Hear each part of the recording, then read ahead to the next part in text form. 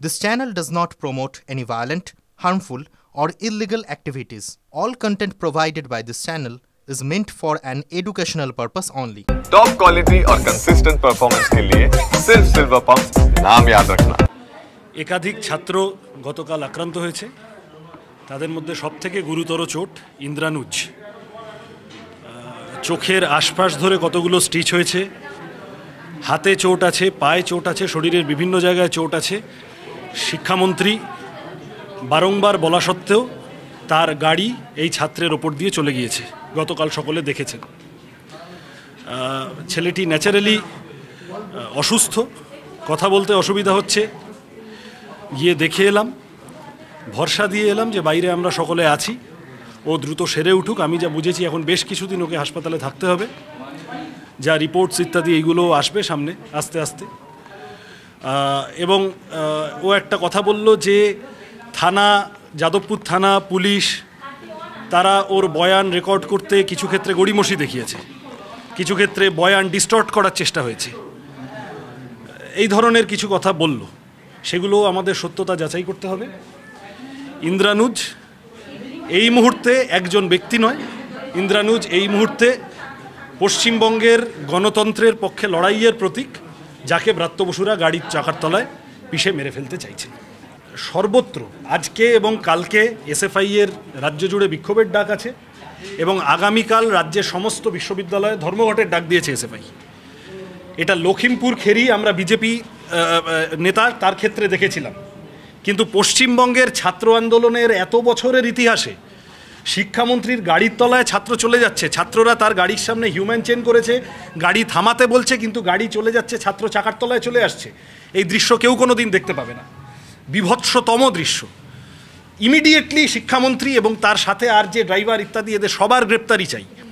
এবং যারা যারা এই গোটা কাণ্ড ঘটিয়েছে, আমাদের তো এখন প্রশ্ন উঠছে, এই যে ছেলেটি কালকে থেকে সোশ্যাল মিডিয়ায় ঘুরছে, মধ্যমগ্রামের টিএমসিপি নেতা, যাদবপুর বিশ্ববিদ্যালয়ে ওয়েবকুপার general meeting, annual general meeting, সেখানে মধ্যমগ্রামের টিএমসিপি নেতা কি করছিল?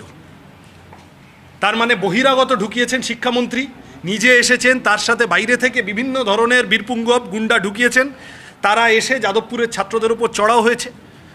আসল কথাটা বলতে হবে তো, যে ছাত্র ভোটের দাবি 2017 সালের পর থেকে পশ্চিমবঙ্গের কলেজগুলোতে, বিশ্ববিদ্যালয়গুলোতে ছাত্র ভোট হয়নি।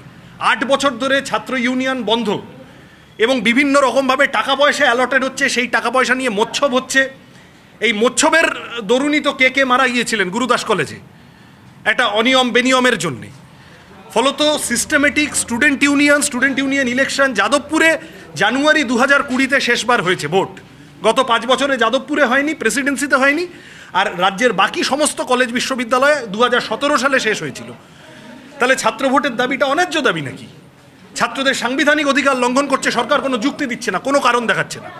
কয়েকদিন আগে এসএফআই কর্মীরা তারা বিকাশ ভবনে গিয়েছিল, শিক্ষামন্ত্রী তাদের সাথে দেখা করতে পারতেন, কথা বলতে পারতেন, সেখানে ঘাট ধরে মারধর করেছেন।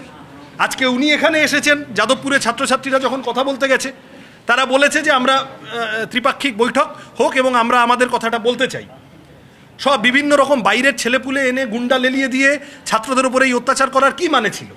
আপনারা কুণাল ঘোষকে জিজ্ঞাসা করুন, মধ্যমগ্রামের তৃণমূল ছাত্র পরিষদ নেতা যাদবপুর বিশ্ববিদ্যালয়ে ওয়েবকুপার অ্যানুয়াল জেনারেল মিটিংয়ে কি করছিল। আমি আবার এই ছবিটি দেখাচ্ছি। যারা বলছেন যে যাদবপুরের ছাত্ররা এই গণ্ডগোল পাকিয়েছে, যাদবপুরের ভিতরে গণতন্ত্রের চাষ হয়, যাদবপুরের ভিতরে বহুস্বর বহুমতের অধিকার আছে, যাদবপুরের ভিতরে টিএমসিপি রমরমা করে চলে। অন্যান্য কলেজ ক্যাম্পাসে এসএফআই সহ কোনো ছাত্র সংগঠন, বিরোধী সংগঠনকে অ্যালাউ করা হয় না, কিন্তু যাদবপুর বা প্রেসিডেন্সির মতো কিছু কলেজ ক্যাম্পাস আছে, বিশ্ববিদ্যালয় ক্যাম্পাস আছে, যেখানে বামপন্থীরা শক্তিশালী, সেখানে সবার জায়গা আছে। উনি কথা শুনে নিলে হতো, ওনারা কথা শুনে নিলে হতো। এক প্রফেসর আইআর ডিপার্টমেন্টের, আগে কংগ্রেস করতেন, এখন তৃণমূলে গেছেন, তিনি নাকি ছাত্রীদের গায়ে হাত তুলেছেন, তার সম্পর্কে অভিযোগ। আমরা সব যাদবপুরে পড়ার সময় জানি তো, এসএফআই হারলে ঘরের দরজা বন্ধ করে নাচানাচি করতেন এই প্রফেসর। তারা সব এখন বিরাট গণতন্ত্রের ধারক বাহক হয়ে উঠেছে। এইসব কিছু লোকজন জুটিয়েছে যারা একই রকমভাবে অগণতন্ত্রে বিশ্বাসী, যারা একই রকমভাবে থ্রেট কালচারে বিশ্বাসী, থ্রেট সিন্ডিকেট বানিয়েছে। অধ্যাপকদের মধ্যে কিছু লোক আছে, কর্মচারীদের মধ্যে কিছু লোক আছে, এই এখানে যা কোঅপারেটিভের ভোটে তার আগের দিনই হেরেছে বামপন্থীদের হাতে, সেই রাগটা ছিল, এই সমস্তটা মিলিয়ে ছাত্রদের উপরে ঝাঁপিয়ে পড়েছে।